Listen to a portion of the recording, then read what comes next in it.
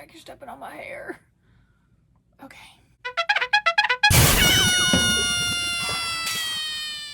Jack, sit down. Sit down. Sit down. Hey guys, it's Mac and Jack. Welcome back to our channel. If you're new here, we upload DIY and sewing tutorials every single week. This week's video is really different and weird and quirky, but I love all things weird and quirky, so I just wanted to make a video on this.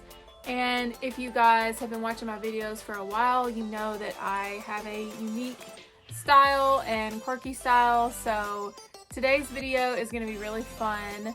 The tutorial is a pizza pillow. It's so fun, and it's a cheese pizza. So I'm going to show you guys how to make a cheese pizza pillow because I love pizza. It is my favorite food in the entire world.